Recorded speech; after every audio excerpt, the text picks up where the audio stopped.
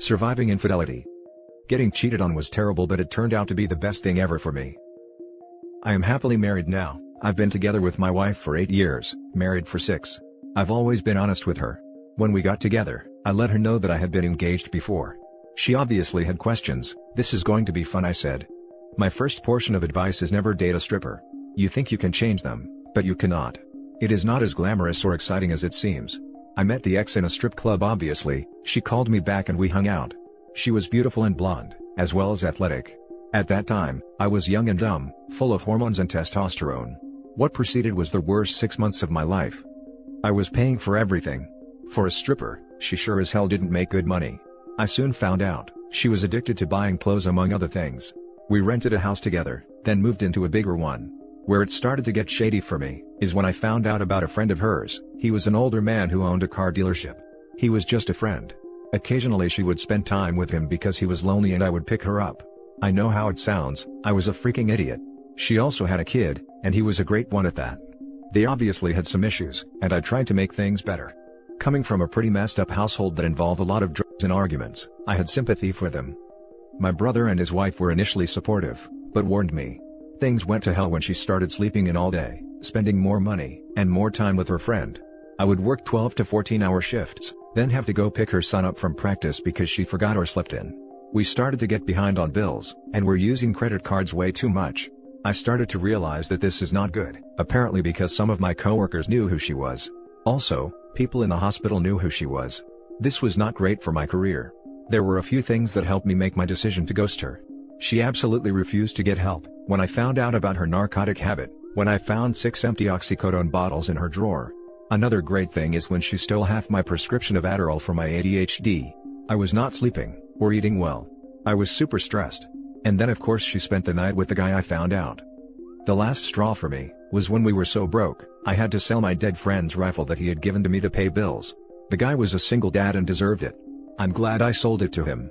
But as he left and I was sitting in the parking lot with $400 in my hand, I quickly realized that this was blood money, addiction money for her habit. I cried a little. I'm not embarrassed to say that. I called my twin brother, may he rest in peace. I told him what was going on and everything that happened. He and his wife had me come over to their house. The stripper tried to get me back and harassed me and them, and told me that I needed to come home and take care of my family. They did not let me leave. When she was gone one day, my brother and his friends helped me move out and grabbed everything that was mine. That was the best thing they could have done for me. My brother truly showed what a real brother was. I moved back in with my mom. I completely ghosted her and left her with the rent. I felt bad for her kid, but nobody cheats on me and gets away with it. She tried to have me come over and grab my mail and I did, came out dressed sexy and everything. I was not having it. I said take care of yourself. As I was leaving, I heard her scream as I got into my car and start breaking things in the house. That was the last time I would talk to her, or so I thought. I was Christmas shopping at her local mall with my best friend. I go onto the 2 aisle and look who's there. It's my ex. I was shocked. She worked there for the season. She walked up and talked to me and said it's nice to see you and hugged me. My arms were at my side. She whispered in my ear, you look great, I'd like to jump your bones. I said yeah, good to see you. My friends said let's get the hell out of here. We pretty much ran out of there. I was nauseated seeing her again. But that was truly the last time.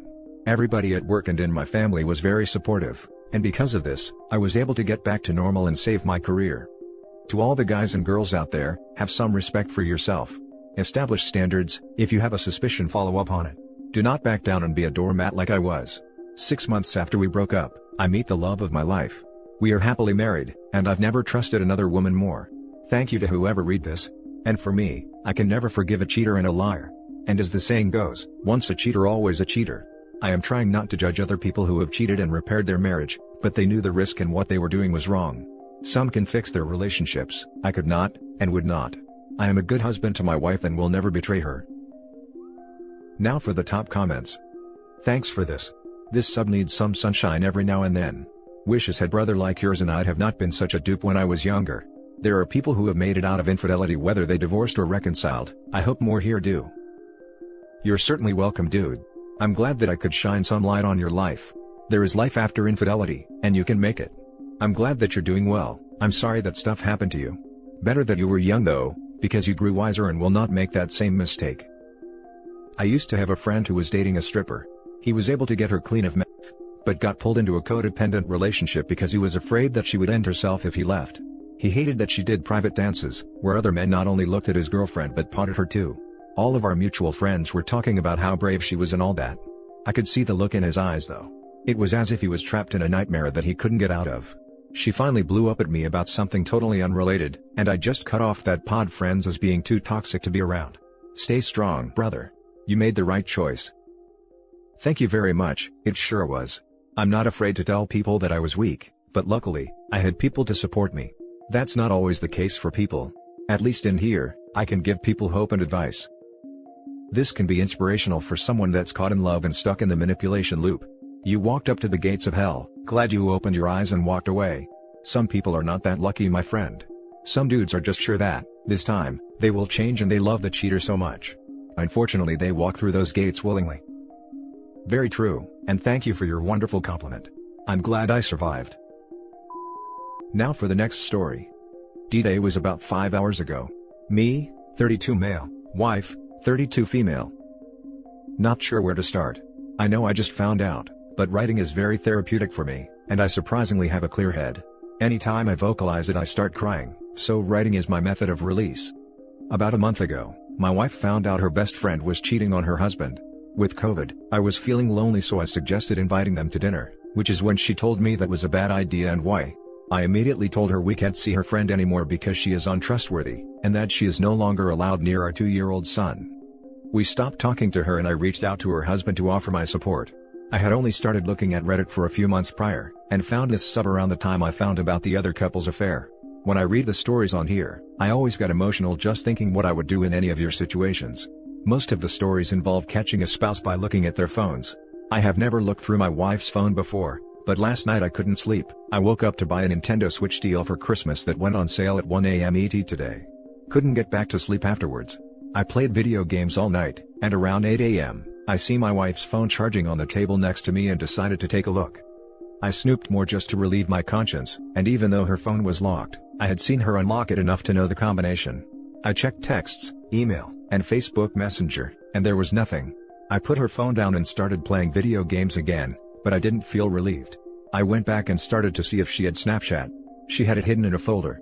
Now I don't use Snapchat. It looks like you send video messages, but there was an unread message that said, "Good night. Love you." With hearts. There was no name next to the cartoon icon, just a 4-digit number. I scrolled up and read some of their conversation with my heart racing a mile a minute. I can tell it was a co-worker. They had gotten physical. They told each other "I love you." I took pictures on my phone of their conversation. It wasn't very long, but spanned over a year. I am guessing a lot was deleted or they video chatted. I woke her up, showed her that I knew and started to confront her. She just sat there in stunned silence. No tears. No words. After a few minutes of silence, I told her to get dressed and go to her parents. I called her dad and let her know she was coming and why. I still haven't heard anything from her. I asked a friend to come over and he is helping me keep an eye on my son while I struggle with this. If I hadn't been reading stories on this site prior, I would probably made a mess of how I handled it. What I'm not sure of is what to do next. I know you will all say to divorce her.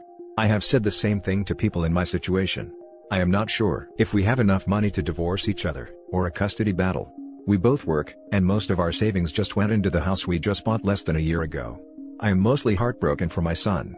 Before I kicked her out, she tried to hug our son goodbye, and I pulled him away from her and told her that she didn't just cheat on me, but also on him. I am not even sure what my life would look like being single. We both come from Christian families, met in early 20s, and she was my first everything. I gave her my first time on our wedding night. I spoke to my family, which was really hard. They live across the country. We moved near where her family lives about 5 years ago. We don't have childcare because I worked during the day 9 to 5 and she worked the late shift at a retail store. We just took turns watching him. What seems like a slap face to add with all the other slap in the faces, is the way she acted and what she said about her best friend's affair. The hypocrisy is maddening. I'm just at a loss. I will try to post an update once more info comes out. Sorry for any spelling errors. Now for the top advice before we read the little update. Contact an attorney tomorrow. Don't worry about the cost issue. This is your life right now. Get tested for STDs right away. Find out if her affair partner has a spouse and let them know now. You will have to figure something out about child visitation prior to the divorce if you decide to finalize it. She does have a right to see your son. Experience tells me reconciliation is a lost cause in this situation. I've been there. Good luck, mate. Just saw your update. You need to get a DNA test for your son. You say he's 2 years old and she has been cheating for at least 3 years. Do the math. I'm really sorry, mate. I hope he's yours. I'm really sorry. I'm in a similar story, age, and background as you. I would recommend the Affair Recovery website. They have many videos that helped me understand why my mind was doing things and my behavior was controlled by this traumatic experience. It helped me. They have a great course, guiding you through recovery. They have courses for the wayward spouse as well. I would really recommend not making rash decisions. I gave myself a long time to think through what I really wanted to do, while also watching my spouse's behavior. My story ended up being him, not knowing what he wants to do with the marriage, though Christian, so we separated. In the first couple of days/weeks, please be kind to yourself, eat regularly, though your body may not want that, and try to sleep, though your thoughts may prevent that, and don't neglect your time with God, even if you feel angry with Him for allowing this. Above all, no matter what your wife says, it's not your fault. Hang in there. Divorce is expensive because it is worth it. Truer words have never been spoken. Small update. I went back and looked at the messages that I took pictures of. The furthest back I was able to find was over 3 years ago. It was some lovey-dovey meme. I have a good relationship with her parents and told them how long ago the affair started. They said they were coming to pick my son up so I could talk to my wife. They live 1 hour 30 minutes away. I told them to turn around. That I love them, and that I was sorry that their daughter did this to them, but if they showed up, with or without my wife, I was calling the police. I called my wife and could hear that they were still driving. After yelling at her as she kept saying we could work this out, I told her if they show up, I would post and send her messages to all her family. Also, my sister is taking a flight to see me and spend the week with me. After we spoke, she said she loved me and I just really broke down for the first time. Knowing that love was at least unconditional. I haven't cried like that since my mom passed away. Now for the last story. My 28 female best friend, 28 female, kissed my husband, 28 male, and they've both been hiding it from me for months. I feel stuck. My best friend lost her job/apartment in February. She asked me to let her move in with us temporarily, which I did. In June, my husband was very insistent that she leaves ASAP, but wouldn't tell me why. She ended up moving out in July to stay with another one of our friends. This other friend is the one who told me. My so-called best friend has been bragging about kissing my husband and claims they did other stuff. My husband denied it but eventually admitted she kissed him. He claims he didn't want to tell me because I was going through a high-risk pregnancy at the time, and is adamant nothing else happened between them. I've known for 2 weeks and I just can't seem to get over it. I also feel stuck because I'm entirely financially reliant on my husband. I've spent the past few years sacrificing my career for him. We also have a newborn who I have to consider, and my mom as my husband is paying for her to get private medical treatment that she desperately needs. It feels like nuking my family's lives over one kiss just isn't worth it, but I really can't get over it. I've also seen how nasty his family are with divorce. His dad personally helped his cousin get full custody of his kids and completely destroyed his ex-wife in the divorce even though he was the cause of their marriage failing. I'm terrified they'll do the same to me and I can't afford a lengthy court battle whilst he definitely can. I guess I'm hoping someone who has been in the same position with me can offer some advice on what I should do next. Now for the top advice. If he wanted to kick her out so badly, maybe she kissed him against his will? He 100% should have told you, absolutely. I think you both should go to counseling for this, separate and or together. It really does help. As for the financial stuff, I get that. I was in the same position, and because of it, I decided to stay, but there had to be a very long serious talk about boundaries and what is and is not okay. Things are going better now for us and I hope it gets better for you too, but in order to give the best advice we need a tiny bit more info, because right now, it sounds like he was completely unwilling, which does make a difference in moving forward. I thought of it more as he didn't want OP to find out. The cover-up is worse than the actual cheating. If it were against his will, he would have told OP. I'm guessing you are stuck on two things. 1. That he didn't tell you about the kiss and maybe never planned to tell you. This sucks because there was a part of his life that he kept secret from you and it involved another woman. Worse, this woman was privy to information that you weren't. It makes you feel like you were in second place. 2. Bragging about kissing my husband and claims they did other stuff. Ouch. That leaves you wondering who to believe. The other woman, or your hubby. The other woman is obviously unstable, so she could be lying about other stuff, but she was telling the truth about the kiss and your husband initially withheld the information, and then denied it, before admitting it. The fact that he lied/omitted, makes you feel unsafe and it can cause anxiety. Unfortunately, there is no good answer here. You can try and trust him, but the worry that he is still lying will never completely go away. You can try getting more info.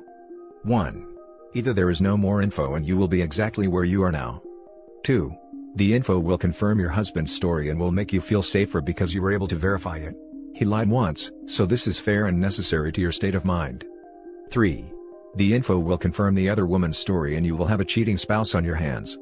Can you reach out to the mutual friend and ask if there is any proof via text messages, emails, pictures, etc.? Let's see. She kissed him.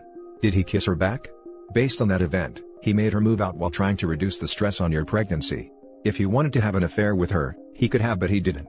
He threw her out. Other than not telling you once you gave birth, it seems like he made the best choices in a bad situation. She claims he initiated it. He claims he pushed her away. Also, the kiss happened in May according to her, so he didn't immediately kick her out. She says he only told her to leave, when she told him she was going to tell me if he didn't. I don't really know what's true and what's not though. And that's it for this video guys. If you have thoughts to share, leave a comment below.